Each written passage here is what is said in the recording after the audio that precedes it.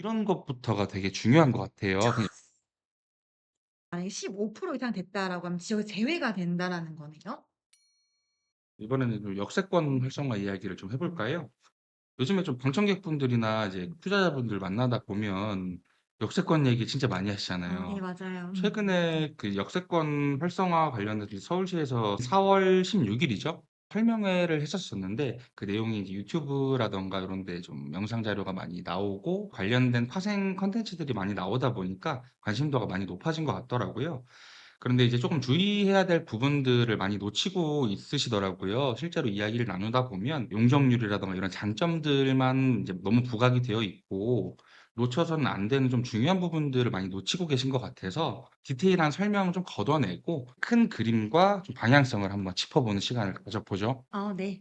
준비되셨나요? 아 네.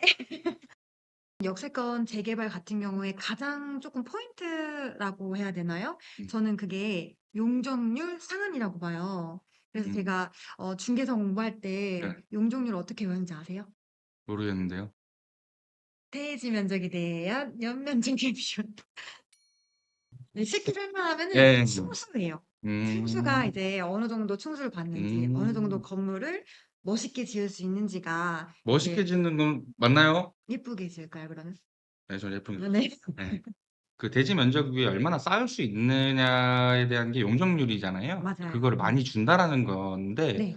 그 역세권 사업에서 어떻게 보면 핵심 단어죠. 결국에는 용적률이라는 음. 거는 사업성 같아요. 음. 그 아무리 많은 곳이 역세권이더라도 많은 곳이 지정이 된다고 하더라도 사업성이 없으면 사실 개발이 쪼끔 힘들잖아요.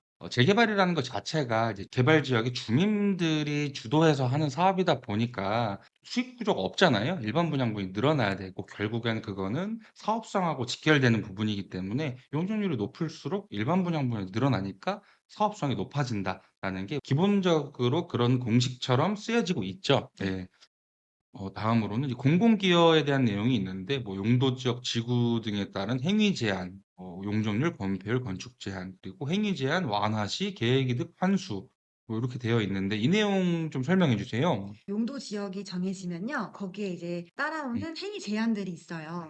이제 음. 그런 것들을 조금 완화해 주면서 늘어난 용적률에 대해서 이제 공공에 기여를 한다. 이런 개념으로 보시면 될 것 같습니다. 그래서 지금 오른쪽 보시면은 계획 이득 환수라고 되어 있는 게 뭔가 이득을 줬다가 돌려받는다라는 그런 느낌인 게 좀 그런 관점인 네. 거네요. 약간 기브 앤 테이크라고 보시면 되실 것 음. 같습니다. 그래서 상향된 용적률에서 일정 부분은 이제 보시면 공공임대주택이라든지 공공임대상가, 뭐 생활 서비스 시설, 뭐 공공시설 이런 지역에 필요한 시설들을 확충하는 사업이라고 보시면 되시고 나머지 이제 50% 같은 경우에는 민간이 활용할 수 있게끔 하는 사업 구조라고 보시면 되실 것 음. 같습니다.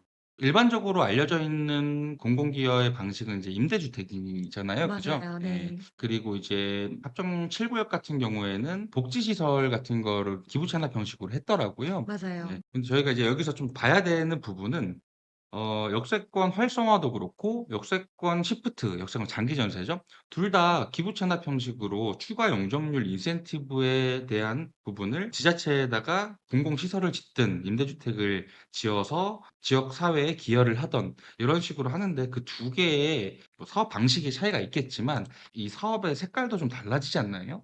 네. 역세권 활성화 사업 같은 경우에는 도시 재창조과라는 음. 담당 부서에서 음. 이제 진행을 하고 있어요. 음. 그래서 도시 재창조과 그리고 역세권 시프트 사업 같은 경우에는 공공주택가에서 음. 관리를 하고 있는데 이름만 들어도 아마 눈치를 채셨을 수도 있으실 거예요. 도시 재창조과 같은 경우에는 사건의 활성화 위주인 그런 사업이라고 보시면 되고 이제 공공주택가 같은 경우에는 이제 공공임대주택 그러니까 주택 공급에 초점을 맞춰서 하는 사업이라고 보실 수 있어요.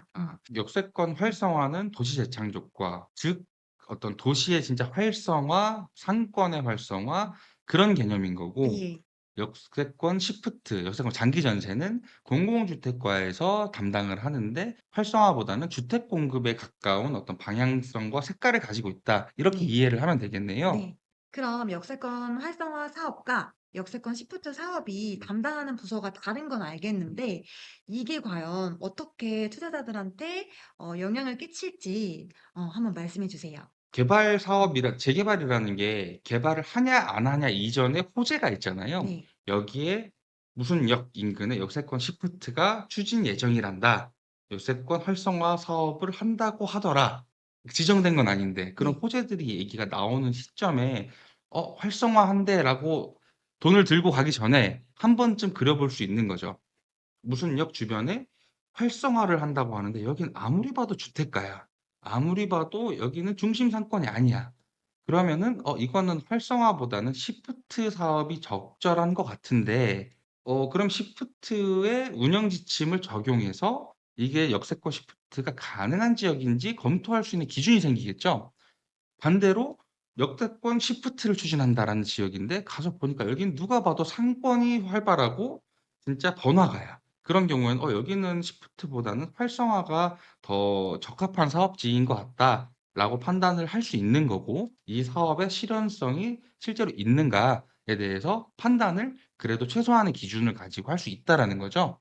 이제 보시는 것처럼 이제 6차 개정까지 역세권 활성화 사업의 운영 기준 마련부터 개정의 역사가 이제 보여지는데, 어떤 운영 기준을 볼 때 중요한 부분 하나를 좀 설명을 드리려고 해요. 예를 들어서 자, 이거는 역세권 활성화 운영 기준이고요. 요거는 역세권 시프트 운영 기준에 포함된 내용인데, 여기 이제 역세권의 범위를 표현한 거예요. 이 두 가지를 보시면 어떤 차이점이 좀 느껴지시나요? 우선 역세권 활성화 같은 경우에는 화살표로 뭔가 표시가 되어 있는 것 같고 역세권 시프트 같은 경우에 뭔가 색깔로 구별이 된 것 같아요. 간단하게 말해서 지금 역세권 활성화 같은 경우에는 1 번, 2번 뭐 더블 역세권, 트리플 역세권 같은 경우에 350 미터까지, 그 이외에는 뭐 250 미터까지 요렇게 해서 그 범위 내에 들어가는 지역은 역세권 활성화가 가능하다라는 걸 표현한 거고요. 요거 역세권 시프트 같은 경우에는 자세히 보시면 사업구역의 전체가 다 들어가야 된다는 말이 글자가 들어가 있잖아요.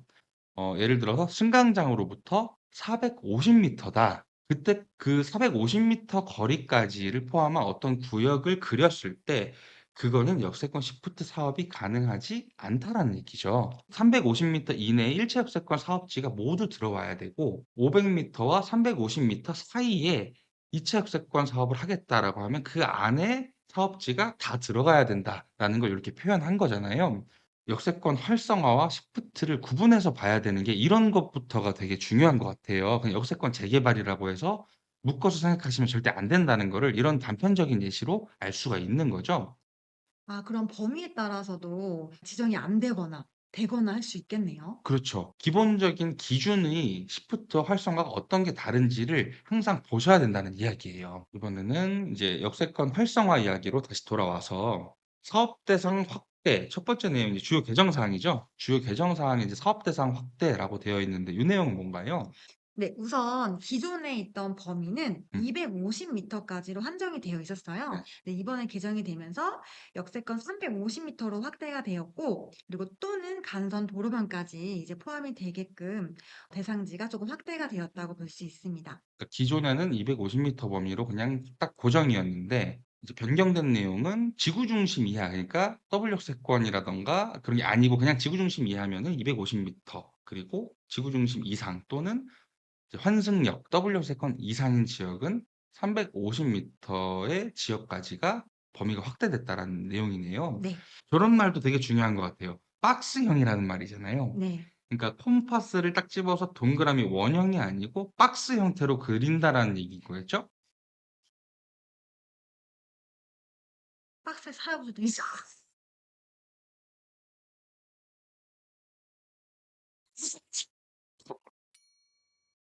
지연 요소 최소화 이건 어떤 뜻인가요? 이제 요거 같은 경우에는 주민 갈등 최소화, 투기 방지, 그리고 신속한 사업 추진을 도모한다라는 이제 그런 방향을 가진 개정 사항들인 것 같아요. 그래서 아래에 뭐 기정 변경 사항에 색칠된 부분을 한번 보면 면적 요건 같은 경우에는 기존 뭐 1,500에서 10,000제곱미터 내용은 같은데 아래 이제 단서 조항이 이제 붙었죠. 그리고 동의 요건 같은 경우에도 대상지 선정 단계에서 기존에는 30%의 주민만 동의를 하면 선정이 됐었었는데 변경된 내용에는 50%, 그러니까 절반 정도의 주민의 동의를 해야지 그래도 대상지를 선정했을 때 마찰이 적지 않겠냐 이런 취지에서 이제 변경이 된 것 같아요. 노후도 요건 같은 경우는 기존에 이제 노후 불량 건축물 60% 이상 이거밖에 없었었는데 정비 기본 계획과 동일한 지정 요건 그렇게 하면서 밑에 굉장히 세부적으로 조건이 생겼어요. 특히 가장 좀 민감할 수 있는 부분은 제일 아래쪽에 10년 이내 신축 건축물이 15% 이상인 지역은 제외를 한다라는 내용인데 이거는 노후도랑 또 별개로 저 조건을 둔 거겠죠. 결국에는 이제 그 신축 쪼개기라고 하는 좀 그런 신축 빌라가 많이 들어서면서 노후도가 깨지거나 이런 사업 추진이 잘 안 되다 보니까 추진을 할 수 있게끔 저런 제한 요소를 좀 두는 것 같아요. 예, 신축 건물에 대한 좀 통제를 하겠다라는 좀 그런 내용 같습니다. 아 그러면은 10년 이내에 신축 건물들이 만약에 15% 이상 됐다라고 하면 지역이 제외가 된다라는 거네요? 그쵸. 아예 그 역세권 활성화 사업을 할 수 없다라고 보면 되죠. 예. 노후도 요건을 채웠다 하더라도 그거랑 별개로 10년 이내 건축물이 15%일 수도 있잖아요. 노후도는 많이 노후된 지역이지만 신축이 많이 지어졌을 수도 있잖아요. 그런 지역 같은 경우에는 또 역세권 활성화가 어렵다. 네. 이런 관점에서 좀 보시면 될 것 같아요. 요거랑 좀 그 비교해서 설명드릴 수 있는 부분이 지금 보시는 화면이 역세권 시프트 지정 노후도인데 맨 아래쪽에 보시면 10년 이내 신축 건축물 비율이 15% 이상의 가로 구역은 제외한다. 비슷한 듯하면서 좀 다르지 않나요? 네. 가로 구역이 네. 추가가 된 것 같아요. 네. 방금 역세권 활성화는 그냥 그 지역에 10년 이내 신축이 15%면 안 된다라고 좀 그 큰 틀에서 제안을 했었었는데 시프트에서는 10년 이내 신축 건축물 비율이 15% 이상인 가로 구역이 있다라고 하면 작은 블록 안에 신 노후도가 그 안에서의 노후도를 보겠다는 거예요. 그래서 작은 블록 하나만 깨지더라도 사업을 아예 진행을 할 수 없다라는 거죠. 그다음 이제 용적률. 네. 지금 예시를 좀 들어보면은 제3종 일반 주거 지역이 250% 이하의 용적률을 가지고 있었다고 한다면 여기서 중심 상업 지역으로 상향 조정되면서 1000% 까지 가는 걸 보실 수 있으실 거예요. 4배 가까이 물론 다 받진 네 못하겠지만은 맞아요. 네.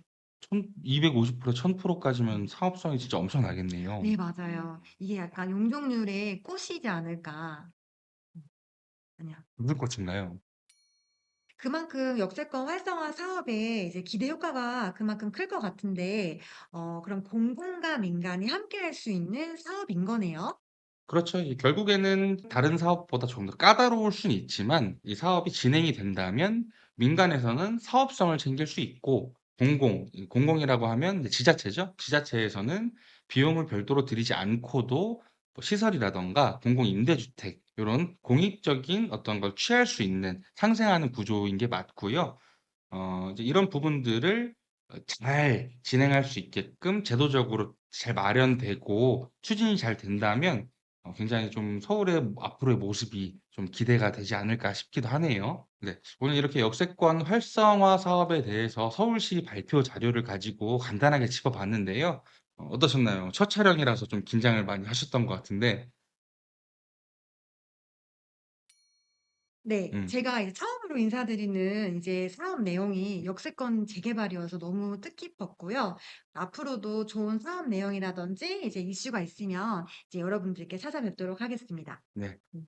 이제 이론적인 부분들과 이슈 그리고 지역 탐방, 지역 분석 이런 다양한 콘텐츠들을 준비했으니깐요. 기대 많이 해 주시고요. 구독해 주시면은 저희가 재밌는 영상 당신에게 행복이 있겠습니다.